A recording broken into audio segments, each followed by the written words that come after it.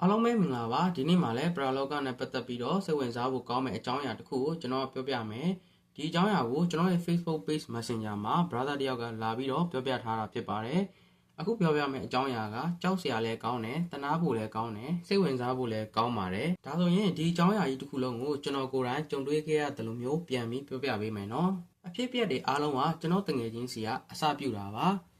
ကျွန်တော်တို့မော်လမြိုင်တရားကြီးရဲ့ဘေးနားမှာစီဝင်းနေရှိတယ်အဲ့ဒီစီဝင်းတွေကမှအလုံးယုံတစ်ခုမှာကျွန်တော်တငယ်ချင်းကအလုပ်လုပ်တာပါသူကတော့မိစ္ဆာတိပဲဒါပေမဲ့သူအလုပ်လုပ်တာကမော်လမြိုင်မှာအလုပ်လာလုပ်တာသူကအဲ့ဒီအလုပ်ယုံမှာအလုပ်လုပ်နေနေကန်ဆိုးကျင်တော့ကိုဗစ်စားဖြစ်တဲ့အချိန်နဲ့တူရောကိုဗစ်စားဖြစ်တော့ယောဂပိုးတွေကလည်းတဖြည်းဖြည်းပြန့်လာတော့အဲ့ဒီအလုပ်ယုံမှာရှိတဲ့အလုပ်သမားတွေကပိုးကူးမှလည်းကြောက်တယ်သူတို့အိမ်တွေကလည်းသူတို့စိတ်မချလို့ပြန်ခေါ်တော့တဖြည်းဖြည်းအကုန်လုံးကအလုပ်တွေထွက်ပြီးတော့ပြန်ကုန်ကြအောင်ပြန်ကုန်တော့အလုပ်နဲ့အလုပ်သမားနဲ့ဝင်တဲ့အားနဲ့မှတ်မြတော့နီးစက်ရသူတွေကကိုယ့်ရဲ့နီးစက်ရတငယ်ချင်းတွေလှမ်းပြီးတော့ခေါ်ကြတာပေါ့ဒီမှာအလုပ်တွေရှိတယ်မနိုင်တော့လို့လာပြီးကူပါအောင်ခဏတစ်ဖြုတ်ဆိုပြီးတော့ဒီလိုမျိုးသူတို့ခေါ်ရခေါ်တော့ကျွန်တော်ရဲ့တငယ်ချင်းကကျွန်တော်ကိုခေါ်တယ်လာခဲ့ဒီမှာခဏလောက်အလုပ်လာလို့ပါအောင်လာကူပါအောင်စသဖြင့်ခေါ်တော့ကျွန်တော်ကလည်းရွာကနေတက်ပြီးတော့သူတို့အလုပ်ရုံကိုသွားတာပေါ့ကျွန်တော်ကဘလူးကျွန်းဘက်မှာနေတာထားပါတော့အဲ့ဒါနဲ့ကျွန်တော်လည်းအထုပ်ဆွဲပြီးတော့တငယ်ချင်းအလုပ်ရုံအလုပ်သွားလုပ်တယ်ပေါ့ဗျာအလုပ်ရောက်တော့မန်နေဂျာကကျွန်တော်ကိုနေဖို့အခန်းပေးတယ်သူတို့ရဲ့ဒီအလုပ်ရုံ channel မှာပဲအခန်းပေးတယ်အဆောက်အအုံကနှစ်ထပ်ကျွန်တော်တို့ကအပေါ်ထပ်မှာနေရတာအောက်ထပ်မှာတော့စီးမတွေနေတယ်ပေါ့အဲ့ဒီ channel ကိုရောက်ချင်းနေမှာပဲထူးခြားတာစပြီးတော့ကြုံရတာပဲကျွန်တော်တို့ရေချိုးခန်းနဲ့အိမ်သာကတက်လျက်ကျွန်တော်ကရေချိုးနေတာရေချိုးနေတဲ့အချိန်မှာဘေးနားအိမ်သာတွေကနေပြီးကျွန်တော်နာမည်လှမ်းခေါ်တယ်ထားပါတော့ကျွန်တော်နာမည်တက်စောဆိုရင်တက်စောကြီးစသဖြင့်လှမ်းခေါ်တယ်ကျွန်တော်တငယ်ချင်းအတန်ပဲအဲ့ဒါနဲ့ကျွန်တော်အေးဘာလဲဆိုတော့ပြန်ပြောတော့မထူးကျွန်တော်လည်းရေဆက်ချိုးနေအောင်ချိုးတဲ့အချိန်မှာထပ်ခေါ်ပြန်အောင်အဲ့နဲ့ကျွန်တော်လည်းစိတ်တူလာတော့ဘာလဲခေါ်ပြီးတော့ပြောလေဘာမှမပြောဘူးလားစသဖြင့်ပြောတော့ငြိမ်တော့အတန်မကြားတော့အဲ့ဒီအချိန်မှာစရေးမတယောက်ကဆင်းလာပြီးတော့အိမ်သားတကားကိုဆွဲဖွင့်လုံနေအဲ့နဲ့ကျွန်တော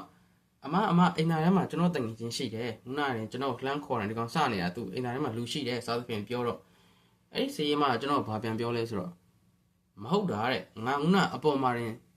င်းတငယ်ချင်း TV ကြည့်နေတာဟိုတော့ငါတွေ့ခဲ့တယ်တဲ့အခုလေးနေငါတွေ့ခဲ့တာအခုငါဆင်းလာတာတဲ့အိမ်သားထဲမှာဘယ်သူမှမရှိဘူးတဲ့ဆိုတော့ကျွန်တော်ကလည်းအဲ့ဆိုဖွင့်ကြည့်ပါဗျာလို့ပြောတော့ဖွင့်ကြည့်လိုက်တော့ဟုတ်အိမ်သားထဲမှာဘယ်သူမှမရှိဘူးခုနကမှကျွန်တော်အိမ်သားထဲကလှမ်းခေါ်တာတစ်စက္ကန့်တော့မကြာသေးဘူးအဲ့လိုမျိုးကျွန်တော်ခေါင်းနှပန်းကြီးသွားတယ်အဲ့ဒီအချိန်မှာအဲ့နဲ့စရေးမလည်းသူ့လို့ပြီးတော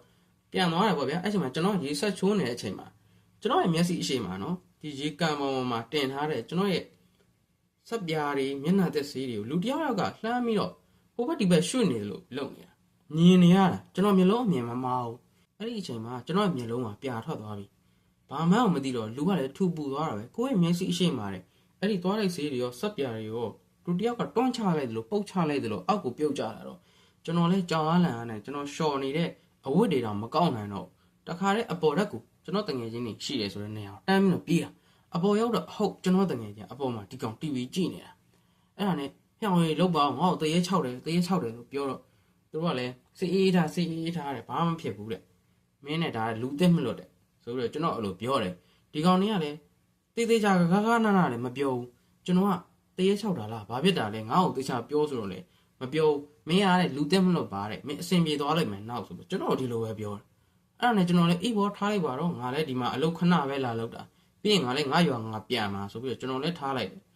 ပြီးတော့ကျွန်တော်လည်းအလုပ်မှာပဲအလုပ်တွေလုပ်နေတယ်ပေါ့ဗျာဒီလိုနဲ့အလုပ်ကလည်းလုံရင်းနဲ့1လ2လ3လကိုဗစ်ကလည်းမပြောက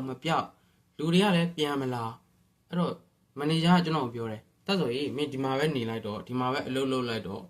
ဆိုပြီးတော့ပြောတော့ကျွန်တော်လည်းပထမဒီလိုကိစ္စတွေရှိနေတာမလုပ်ရှင်ဘူးဒါမဲ့လည်းတငယ်ချင်းကိုအားနာလို့လုပ်ပါမယ်ဆိုပြီးတော့အလုပ်လုပ်လိုက်ပါအလုပ်လုပ်လိုက်တာမှဘယ်လောက်တောင်ကြာသွားလဲဆိုတော့ကျွန်တော်အဲ့ဒီမှာအလုပ်လုပ်နေမိန်းမပါရသွားတယ်ဗျာစဉ်းစားတာကြည့်တော့ကျွန်တော်မိန်းမရတော့လဲအဲ့ဒီအတိုင်းပဲကျွန်တော်မိန်းမလည်းအချောက်ခံရတာပဲသူကကျတော့ကျွန်တော်ကိုပြောတယ်ညဘက်တဲ့လမ်းလျှောက်တန်နေသူကြားရတယ်တဲ့အဝတ်ကိုခါနေတဲ့အတန်တွေကြားရတယ်တဲ့ပြီးတော့တီတိုနဲ့စကားပြောနေတဲ့အတန်တွေကြားရတယ်တဲ့အဲ့လိုကျွန်တော်ကိုပြောကျွန်တော်ကတော့ဒီအကြောင်းအရာတွေသိထားတော့ဘာမှန်းတော့မသိတာဒီမှာတခုခုဖြစ်နေပြီဆိုတော့ကျွန်တော်လည်းသိထားတယ်ဒီကဲဖြစ်တဲ့အကြောင်းအရာကိုအခုအချိန်ထိကျွန်တော်မိမရသွားသည့်အချိန်ထိကျွန်တော်တငယ်ချင်းတွေမန်နေဂျာတွေကကျွန်တော်ထ ထုတ်မပြောဘူးလုံးဝဘာကြောင့်လဲတော့ကျွန်တော်လည်းမသိဘူးအဲ့နဲ့ကျွန်တော်ကလည်းကျွန်တော်မိမကိုပြောတာပေါ့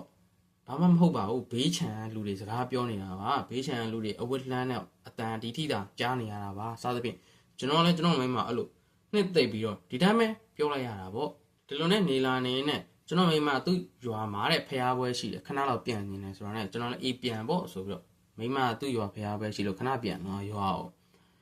ပြန်ပြီးတော့ဖျားပွဲပြီးတော့မိမကျွန်တော်လမ်းဖုန်းဆက်တယ်ငါမနေ့ပြန်လာမယ်မနေ့စောစောပြန်လာမယ်ငါ့ကိုလာကြိုအောင်စသဖြင့်ကျွန်တော်မိမဖုန်းဆက်တော့အဲ့နဲ့ကျွန်တော်လည်းအေးလာကြိုမယ်ပေါ့ကျွန်တော်ပြောလိုက်တယ်ကျွန်တော်လည်းစောစောသွားကြိုမယ်ဗျာဘာလို့လဲဆိုတော့အလောက်ကလည်းရှိသေးတယ်ဆိုတော့နောက်ကြလို့လည်းမဖြစ်ဘူးလေအလောက်ကလည်းအဲ့တော့မနေ့နောက်နေ့ရောက်တော့မနေ့ဖုန်းကြီးတွေစွန့်ငံကြောတဲ့အချိန်ဝေးလင်းပေါ့အဲ့ဒီအချိန်မှာကျွန်တော်ကစိုက်ကယ်ကြီးကိုထုတ်ပြီးတော့သွားကြိုတာစိုက်ကယ်နဲ့ကျွန်တော်စိုက်ကယ်ရလေအကြီးအဲ့နဲ့ကျွန်တော်ကစိုက်ကယ်ပေါ်တက်ခွာကြတဲ့ကစိတ်ကမတန့်အောင်တမျိုးတမီဖြစ်နေတာဘာမှမဖြစ်ပါဘူးလေဆိုပြီးတော့ကျွန်တော်လည်းစိုက်ကယ်မောင်းထွက်လာပြီးတော့ကျွန်တော်တို့ခြံကြော်လေးနားပဲရောက်ပြီလေ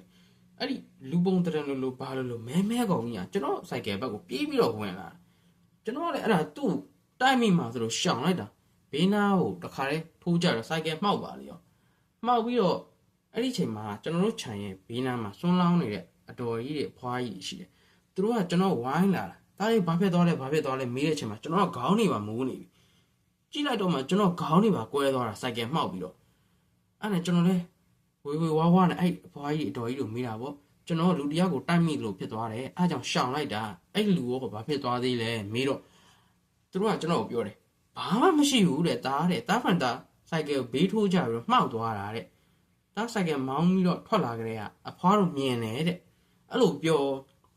တော့ကျွန်တော်ကလည်းမဟုတ်ဘူးကျွန်တော်အရှိမလူလိုဘာလို့မဲကြီးကိုကျွန်တော်ရှောင်လိုက်တာလို့ဆိုတော့အဲ့ဒီအဖွားကြီးအတော်ကြီးတွေကသူတို့ကတော့တီတိုပြောတယ်အဲ့ဒီခြံကားတဲ့ဒီခြံကားအဲ့တိုင်းပဲတဲ့ပြဿနာအမြဲတမ်းရှာတယ်ဆိုပြီးတော့အဲ့လိုမျိုးသူတို့အချင်းချင်းတီတိုပြောနေအောင်ပြီးတော့သူတို့လက်ညှိုးထိုးပြီးပြောနေတဲ့ခြံကျွန်တော်အလုပ်လုပ်တဲ့အလုပ်ယုံရှိတဲ့ခြံဆိုတော့ကျွန်တော်လည်းသဘောပေါက်လိုက်ပြီဒါဆိုရင်တော့ဒီထဲကကောင်အောင်ငါ့ကိုကောင်းကောင်းဒုက္ခပေးပြီးဟိဆိုပြီးတော့တိလိုက်တယ်ဗောဗျာအဲ့ဒါနဲ့ကျွန်တော်လည်းခေါင်းတွေပေါက်နေတော့ဆေးရုံသွားပြဖို့လူနာတင်ကားတွေပါခေါ်လိုက်တယ်ခေါ်တော့လူနာတင်ကားတွေပါရောက်ချလာ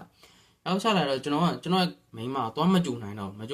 ့ဖုန်းဆက်မယ်ဟေ့ဆိုပြီးတော့ဖုန်းကိုရှာတော့ဖုန်းကစီးညံဖြစ်နေပြီဆက်လို့လည်းမရတော့ခေါ်လို့လည်းမရတော့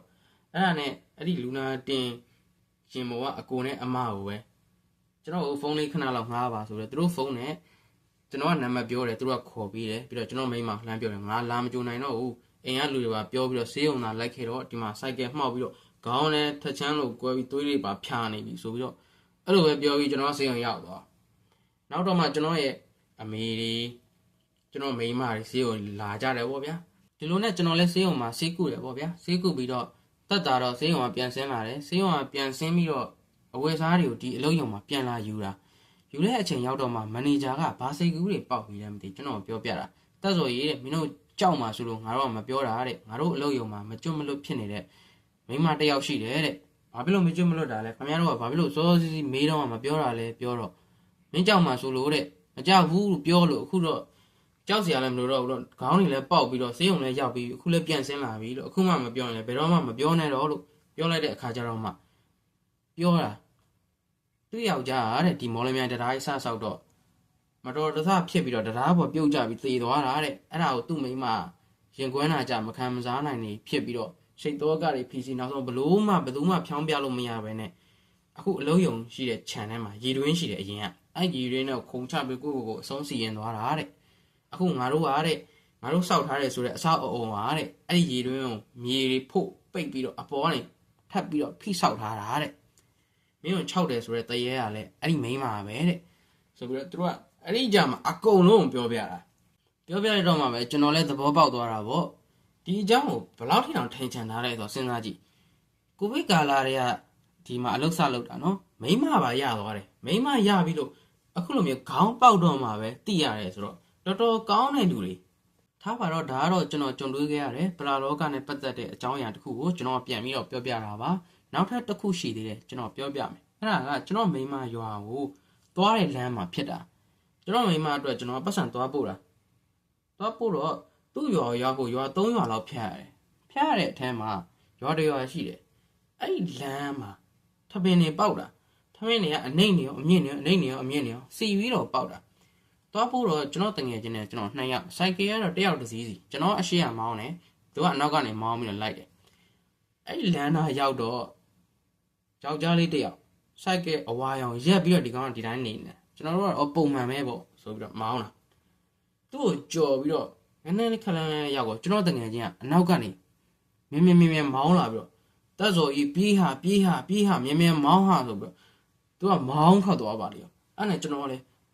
လမ်းကကြမ်းလားမသိမကြမ်းလားမသိမြင်မောင်းရင်ဒုက္ခများမှာဆိုလို့စိုက်ကယ်ကလည်းကြီးတော့ကျွန်တော်လည်းမမောင်းပေါ့ကျွန်တော်ကဒီတိုင်းအေးဆေးမောင်းလာအဲ့ဒါနဲ့ကျွန်တော်မိမရွာနာရောက်ခံလေးကြတော့ကျွန်တော်တငယ်ချင်းစိုက်ကယ်ကိုကျွန်တော်မှီလာတော့မင်းဘာဖြစ်လို့မောင်းလာလဲဆိုတော့ဟဲ့အောင်နဲ့မင်းမမြင်ဘူးလားတဲ့အဲ့ဒီစိုက်ကယ်ကိုရက်ထားတဲ့ကောင်ကလေတဲ့ငါတို့အဝေးကနေကြည့်တော့ဒါတဲ့လူတဲ့သူ့ကိုဖြတ်သွားပြီးတော့ငါရုတ်တရက်လှည့်ကြည့်လိုက်တော့ဒီကောင်ခေါင်းမပါဘူးတဲ့အဲ့ဒီကောင်ကတရေဆိုပြီးတော့ကျွန်တော်တငယ်ချင်းအဲ့တော့မှကျွန်တော်ကိုပြောတာအဲ့ဒီချိန်မှာကျွန်တော်လည်းကိုကိုစဉ်းစားတယ်ငါဘာလို့များအနောက်ကိုတစ်ချက်တောင်လှည့်မကြည့်ခဲ့မိလဲဆိုပြီးတော့စဉ်းစားတာပေါ့အဲ့လိုနဲ့ကျွန်တော်မိမရှိတဲ့နေရာရောက်တော့ဒီအကြောင်းကိုပြန်ပြောပြတော့ကျွန်တော်မိမဟုတ်တယ်တဲ့အဲ့နေရာမှာအဲ့ဒီကောင်လေးပဲတဲ့သူကတဲ့စိုက်ကယ်ဒါမောင်းကျန်းတာတဲ့ဘယ်တော့တော့မောင်းလဲမသိဘူးတဲ့အဲ့ဒီထပင်ပူလေးကိုဝင်တိုးပြီးတော့စိုက်ကယ်လေးကြေမွနေတာပဲသူကခေါင်းကလည်းညက်ပြီးတော့ခေါင်းလေးပြတ်မလို့ဖြစ်ပြီးတော့တေသွားတာတဲ့အဲ့နေရာမှာတဲ့သူကလည်း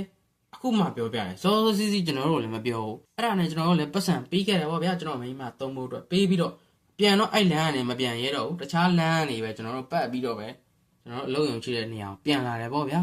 ဒါကတော့ကျွန်တော်ကြုံတွေ့ခဲ့ရတဲ့ဒုတိယတစ်ခုပါအားလုံးကိုကျေးဇူးတင်ပါတယ်အခုကျွန်တော်ပြောပြခဲ့တဲ့အကြောင်းအရာကိုကြိုက်နှစ်သက်တယ်သဘောကျတယ်ဆိုရင်ကျွန်တော်ရဲ့ channel ကိုလည်း subscribe လုပ်ပေးခဲ့နိုင်ပါတယ်ပြီးတော့ကျွန်တော်တရား channel ကို subscribe လုပ်ပေးတဲ့သူအကုန်လုံးကိုလည်းကျေးဇူးတင်ပါတယ်ဒီအကြောင်းအရာတွေကိုအခုလိုမျိုးအားလုံးသိအောင်ပြန်ပြောပြပေးတဲ့ brother ကိုလည်းထပ်ပြီးကျေးဇူးတင်ပါတယ်